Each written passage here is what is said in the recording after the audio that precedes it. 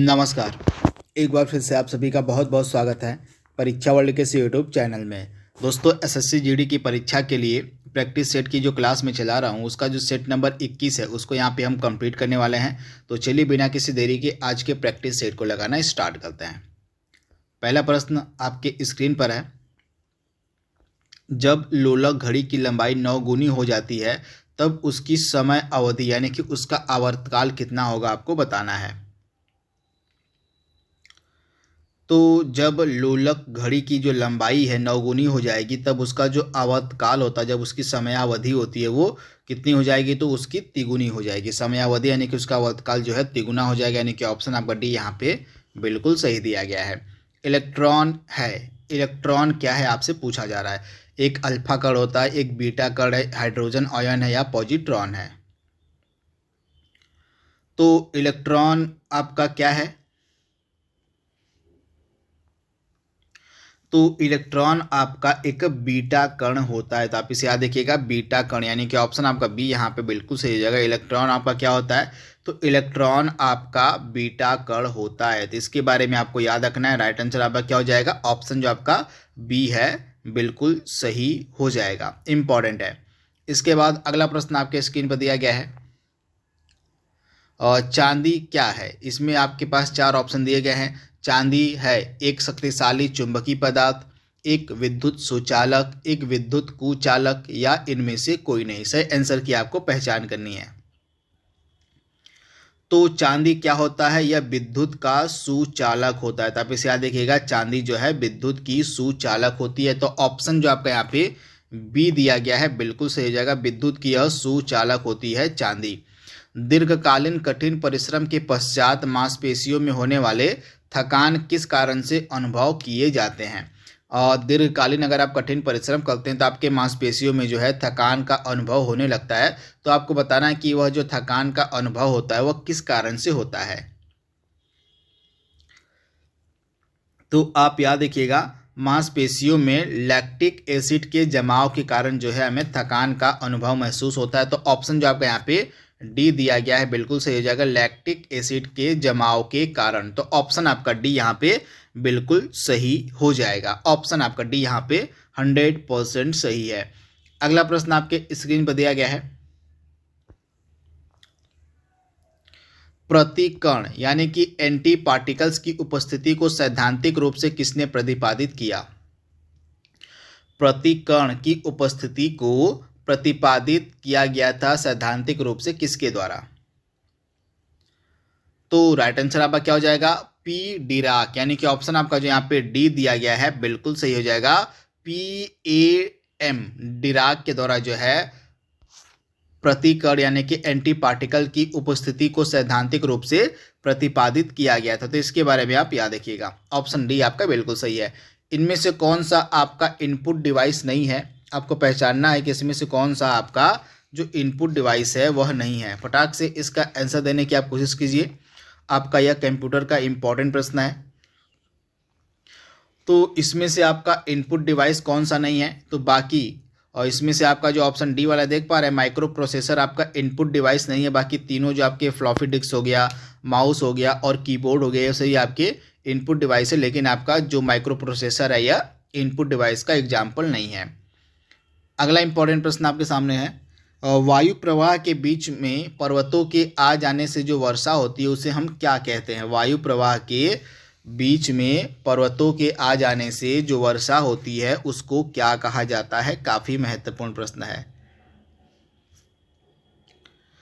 तो इसको हम बोलते हैं क्या, तो पर्वतीय वर्षा इसको हम बोलते हैं, यानी कि ऑप्शन आपका जो ए है यहाँ पे बिल्कुल सही हो जाएगा, पर्वतीय वर्षा।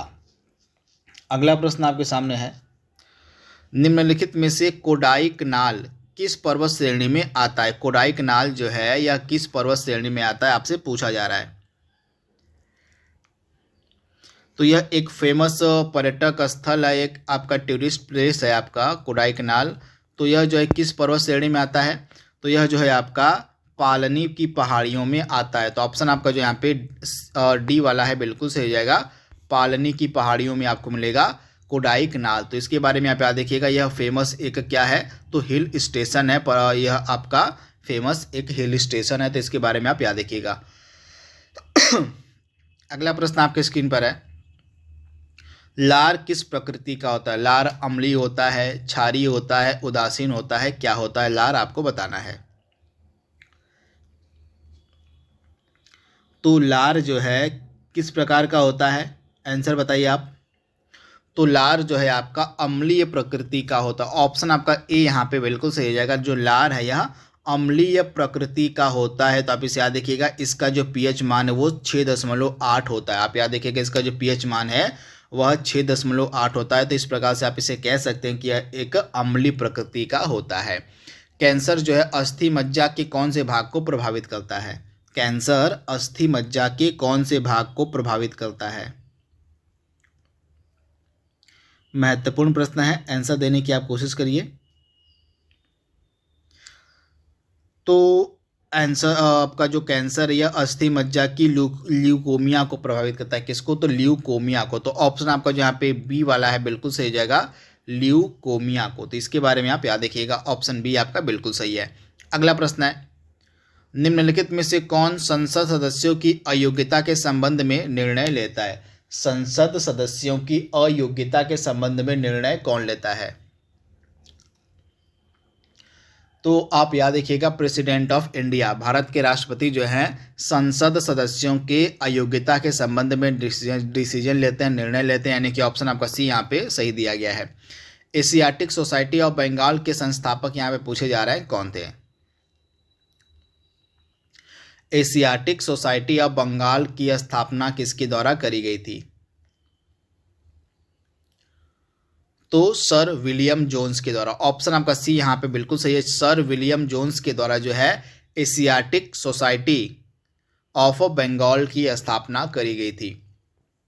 अगला प्रश्न है, 2011 की जनगणना के अनुसार, यहाँ पे 2011 के सेंसस की बात हो रही है, जनगणना की बात हो रही है। तो 2011 की जनगणना के अनुसार किस राज्य का जनसंख्या घनत्व सबसे कम था? किस राज्य का जनसंख्या घनत्व सबसे कम था? तो अरुणाचल प्रदेश का। ऑप्शन आपका जो यहाँ पे सी दिया गया है बिल्कुल सही जगह। अरुणाचल प्रदेश का जो जनसंख्या घनत्व था वह कम था, सबसे कम था। 1908 में बाल गंगाधर तिलक को जेल हुई। कितने वर्षों के लिए बाल गंगाधर तिलक को जेल हुई थी 1908 में? तो 1908 में जो है बाल गंगाधर तिलक को जेल कितने वर्षों की हुई थी? तो राइट आंसर आपका क्या हो जाएगा? 6 वर्षों की। ऑप्शन आपका जो यहाँ पे सी दिया गया है बिल्कुल सही हो जाएगा। 1908 में बाल गंगाधर तिलक को 6 वर्षों की जेल हुई थी। तो ऑप्शन आपका सी यहाँ पे बिल्कुल सही हो जाएगा।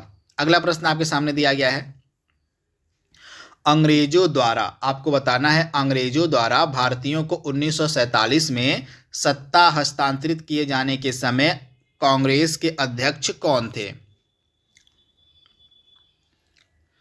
अंग्रेजों को जब सत्ता हस्तांतरित की जा रही थी, तो ये प्रश्न काफ़ी कॉमन है, बहुत बार एग्जाम में पूछा भी गया कि आज़ादी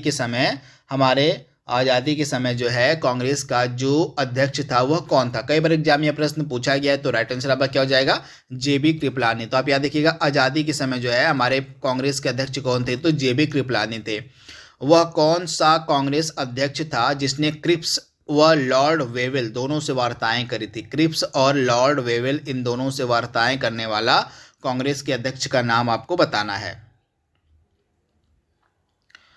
तो इनका नाम क्या हो जाएगा? ये थे आपके अबुल कलाम आज़ाद। तो इनके बारे में आप याद रखिएगा, इन्होंने क्रिप्स मिशन के दौरान भी ये कांग्रेस के अध्यक्ष थे और वेवेल प्लान जो आया था उसके दौरान भी ये आपके कांग्रेस के अध्यक्ष थे। तो इसके बारे में आप याद रखिएगा। तो अबुल कलाम आज़ाद आपका राइट आंसर हो जाएगा। इंपॉर्टेंट प्रश्न है। अगला प्रश्न दिया गया आपके सामने, यदि राष्ट्रपति व उपराष्ट्रपति का पद खाली हो तो भारत के राष्ट्रपति के पद पर कौन होता है? मान लीजिए प्रेसिडेंट ऑफ इंडिया का पद भी खाली है और उपराष्ट्रपति का पद भी खाली है, तो उस परिस्थिति में भारत के राष्ट्रपति का पद कौन धारण कर सकता है? आपको बताना है।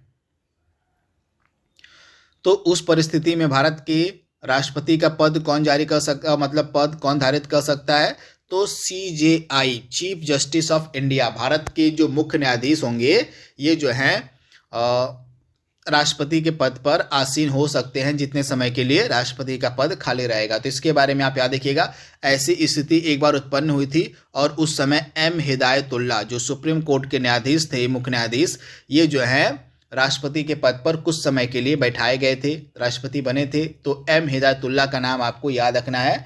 तो इस परिस्थिति में एकमात्र ऐसी परिस्थिति बनी थी, तो उस समय एम हिदायतुल्लाह जो है प्रेसिडेंट बनाए गए थे। ये जो है एम हिदायतुल्लाह आपके उस समय सुप्रीम कोर्ट के न्यायाधीश थे, मुख्य न्यायाधीश। और राष्ट्रीय सुरक्षा परिषद के प्रधान कौन, मतलब राष्ट्रीय सुरक्षा परिषद का प्रधान कौन होता है? तो राष्ट्रीय सुरक्षा परिषद का प्रधान कौन होता है? तो आप याद रखिएगा पीएम, प्रधानमंत्री जो हमारे होते हैं, ये राष्ट्रीय सुरक्षा परिषद समिति के जो हैं प्रधान होते हैं। यानी कि ऑप्शन आपका सी यहाँ पे बिल्कुल सही हो जाएगा। राष्ट्रीय सुरक्षा समिति का प्रधान जो समिति है इसके प्रधान होते हैं हमारे प्रधानमंत्री यानी कि प्राइम मिनिस्टर ऑफ इंडिया। अगला प्रश्न आपके सामने है, एक मेंबर ऑफ पार्लियामेंट यानी कि एक सांसद की सीट को रिक्त घोषित किया जा सकता है यदि वह सदन में लगातार डैश की अवधि के लिए अनुपस्थित होता है। मान लीजिए कोई एक एमपी है, मान लीजिए कोई एक संसद का सदस्य है, अगर वह लगातार कितने समय तक संसद में अनुपस्थित रहेगा तो उसकी सीट को रिक्त घोषित कर दिया जाएगा। तो लगातार वह 2 महीने तक, आप याद देखिएगा, अगर वह लगातार 2 महीने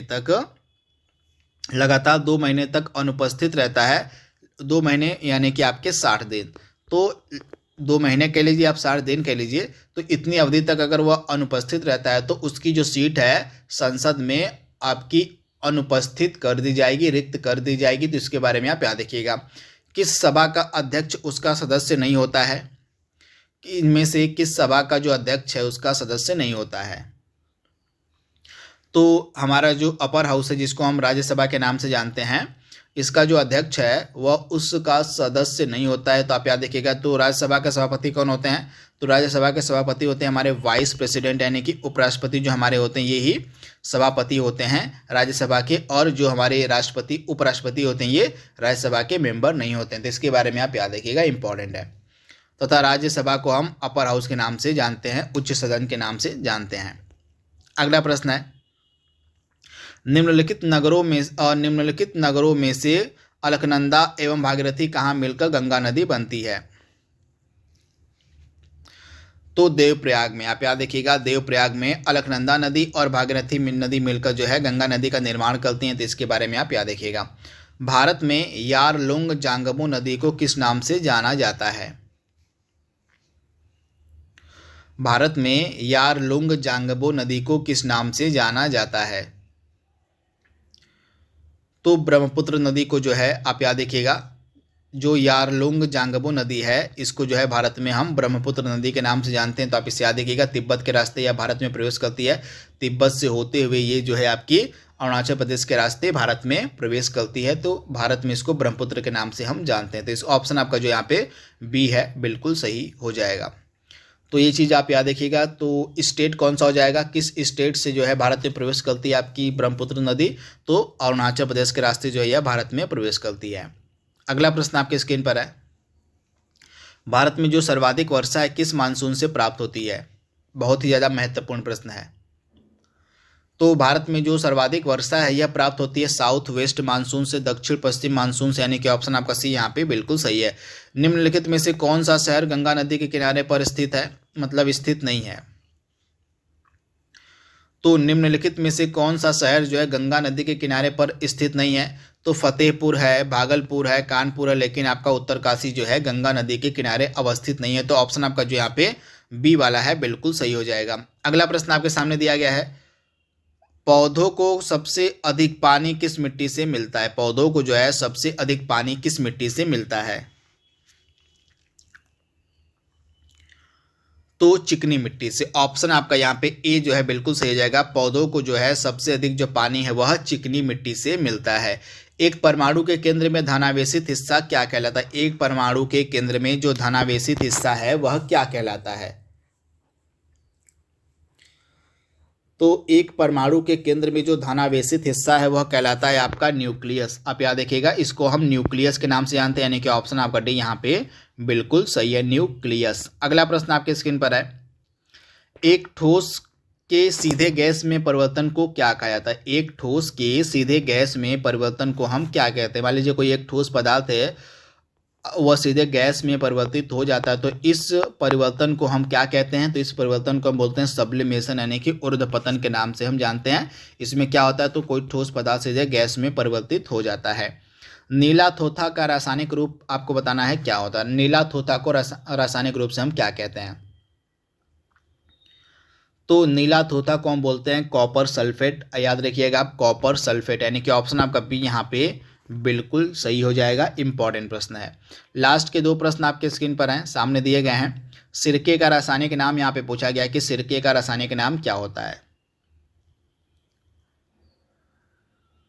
तो सिरके का रासायनिक नाम होता है एसिटिक अम्ल, यानी कि ऑप्शन आपका जो यहाँ पे सी है बिल्कुल सही हो जाएगा। सिरके को हम एसिटिक एसिड के नाम से भी जानते हैं।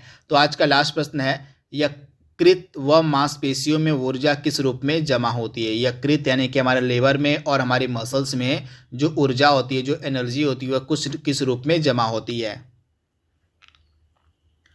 तो किस रूप में जमा होती है? तो ग्लाइकोजन के फॉर्म में, ग्लाइकोजन के रूप में जो है यह एनर्जी जमा होती है। तो ऑप्शन आपका डी यहाँ पे बिल्कुल सही हो जाएगा, ग्लाइकोजन के रूप में। तो साथियों, इस प्रकार से आज का जो प्रैक्टिस सेट नंबर 21 था उसको हमने यहाँ पे कंप्लीट कर लिया है।